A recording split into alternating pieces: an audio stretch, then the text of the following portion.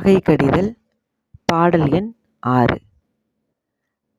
இணை அரும் அருமுகனே இதசசி மருமகனே இணரணி புரள் புயனே எனநினை எனது எதிரே கணபன அரவு உரமே கலையுற எழுதருமோர் குணமுறு மணிமகளே கொணர்தி உன் இறைவனையே.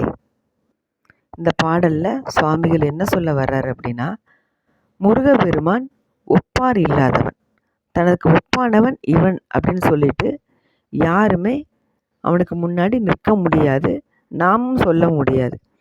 இவனுக்கு இணையானவன் இவன் அப்படின்னு மற்றவங்களுக்கு வேணா பொருந்தும், ஆனால் முருகப்பெருமானுக்கு ஒரு நாளும் பொருந்தாதுன்னு சொல்லிட்டு இந்த இடத்துல சுவாமிகள் சொல்கிறார். அப்போ ஒப்பில்லாத மிக பேரழகன் யார் அப்படின்னா முருகப்பெருமான் தான். இந்திராணி அன்பு கொள்ளும் மருமகனே. பொதுவாக ஒரு வீட்டில் மருமகன் அப்படின்னாலே மரியாதையோடு அன்பும் அதிகமாக இருக்கும். அது மானுடருக்கு. முருகப்பெருமான் கடவுள் அல்லவா, இறைவன் அல்லவா, இந்த உலகமே போற்றும் இணையில்லாத இறைவன் யார் அப்படின்னா முருகப்பெருமான் தான். அப்பேற்பட்ட முருகப்பெருமானிடத்தில் இந்திராணி மிகுந்த அன்பு கொள்கிறார். ஏன்னா என்னோட மருமகன், என் குடும்பத்திற்கு வாய்த்தவன், அப்போ எப்பேற்பட்ட அழகானவன், எப்பேற்பட்ட ஆற்றல் வாய்ந்தவன், அவனை நான் அதிகமாக மதிக்குவேன், அன்பு செய்வேன் அப்படின்னு சொல்லிட்டு இந்திராணி அன்பு வைக்கிறாங்க. பேரன்பு கொஞ்சம் நஞ்சம் கிடையாது, அதிகமான பேரன்பு கொள்ளக்கூடிய ஒரு மருமகனாக இந்த இடத்துல முருகப்பெருமான சுவாமிகள் காட்டுறார். அது மட்டும் இல்லை, கொத்தான மலர் மாலை புரளும் திருத்தோழனே. கொத்தான மலர் மாலை முருகப்பெருமானிடத்தில் அப்படியே புரண்டுகிட்டு இருக்கு. அந்த தோளே ரொம்ப அழகாக இருக்கு. பொதுவாகவே முருகன் அழகானவன். அந்த அழகுக்கு அழகு சேர்க்கும் விதமாக எது இருக்குது அப்படின்னா அந்த மலர் மாலை இருக்குது.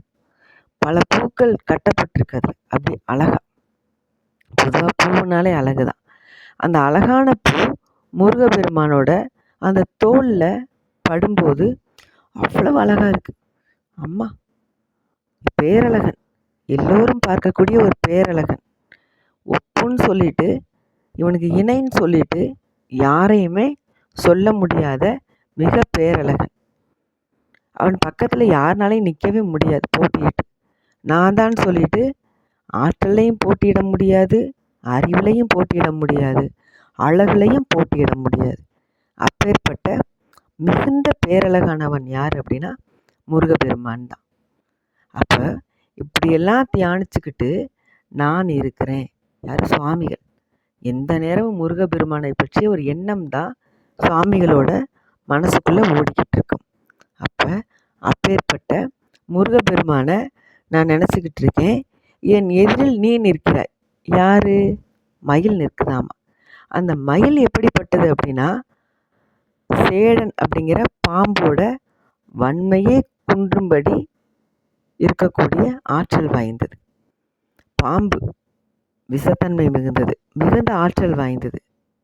பாம்பு கண்டா படையே நடுங்கும், எல்லாரும் பயந்து அலறி அந்த பக்கம் ஓடிடுவாங்க.